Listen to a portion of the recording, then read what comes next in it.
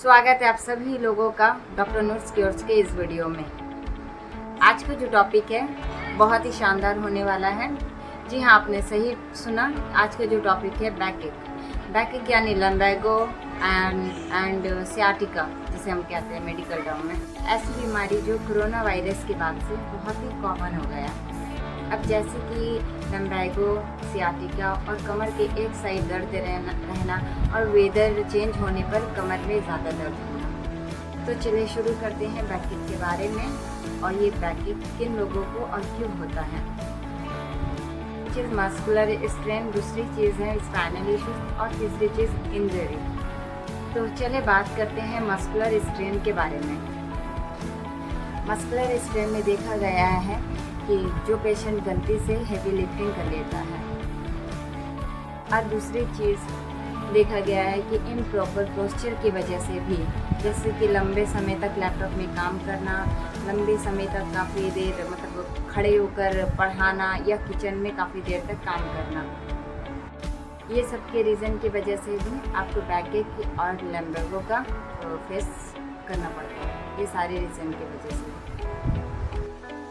दूसरी चीज़ spinal issues के patient को देखा गया है ऐसे भी कंडीशन में, जैसे हर्नियाटेड डिस्क और दूसरी चीज़ डिजेनरेटिव डिस्क और या फिर स्पाइनल स्टेनोसिस की वजह से भी काफ़ी क्रोनिक सियाटिका, बैकएक और लम्बैगो भी देखा गया है ऐसे पेशेंट में। यदि जो टर्म मैंने बताया हर्नियाटेड डिस्क, डिजेनरेटिव डिस्क डिजीज या फिर स्पाइनल स्टेनोसिस के बारे में अगर आपको जानना है तो कमेंट करें, तो मैं इसके लिए अलग से वीडियो बनाऊंगी।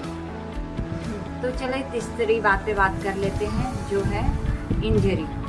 जो ऐसे पेशेंट पे देखा गया है जो अचानक से एक्सीडेंट हो गया है, अचानक से कहीं गिर गया है बिग केबल, तो इसके साथ काफ़ी प्रॉब्लम्स होते हैं इन पेशेंट के साथ। सप्रेस इमोशन देखा गया है। इसमें दो इम्पॉर्टेंट चीज़ देखी गई है, एक स्ट्रेस और दूसरी चीज़ सप्रेस। अब चलिए बात करते हैं इमोशनल और साइकोलॉजिकल के फैक्टर के बारे में। और इनका एंजाइटी इतना बढ़ जाता है जो कि फिज़िकल पेन भी देता है। ये जो दो चीज़ें हैं, ऐसे पेशेंट काफ़ी इमोशनल स्ट्रेस लेते हैं। हालांकि देखा गया है कि ऐसे पेशेंट की लाइफस्टाइल बहुत ही सेडेंट्री होती है, फिज़िकल एक्टिविटी बहुत ही कम होती है, की वजह से टेंशन बहुत ही ज़्यादा बढ़ जाती है और इसके कारण की वजह से भी बैकएक, क्रोनिक सियाटिका, लम्बैगो भी बढ़ जाता है, जिसका कारण इम्प्रॉपर पोस्चर हो जाता है और बैकएक रहता है और मसल वीकनेस भी काफ़ी रहती है। दूसरी चीज़ है ऐसे पेशेंट की डाइट और न्यूट्रिशन बहुत ही पुअर देखी गई है, जिसके कारण न्यूट्रिशनल डिफिशेंसीज देखी गई है और इसकी वजह से बोन वीकनेस बढ़ जाती है और इस वजह से भी लम्बैगो, क्रोनिक बैकएक, क्रोनिक सियाटिका, ये सारी चीज़ें हमेशा रहती है ऐसे पेशेंट में।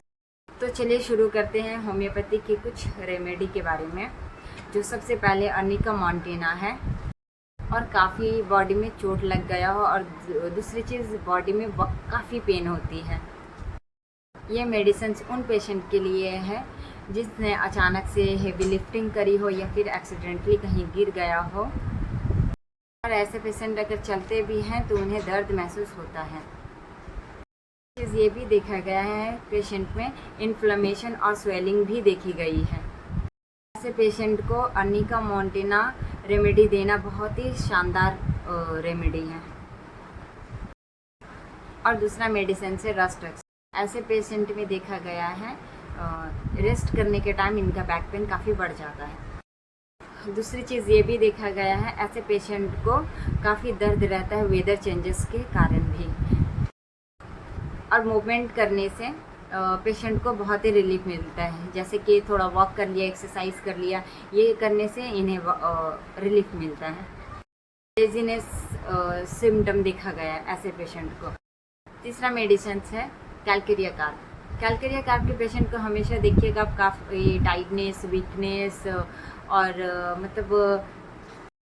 और ऐसे पेशेंट को सर में और पैर में काफ़ी ज़्यादा पसीना आता है।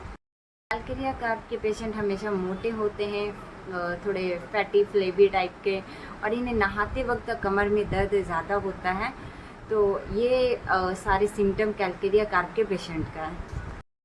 ऐसे पेशेंट को one of the best medicine Calcarea carp आप दें।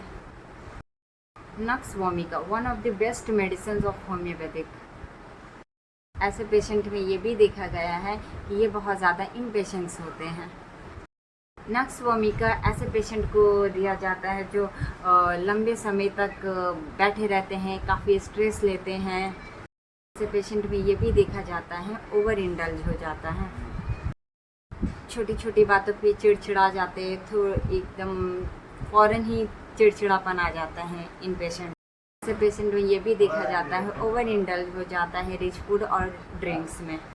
ये बहुत ही शानदार मेडिसिन है। ऐसे पेशेंट को नक्स वोमिका आप बिल्कुल दे सकते हैं, जिसके कारण इनका बैक पेन बढ़ जाता है और साथ ही साथ डाइजेस्टिव इश्यूज भी होने लगते हैं।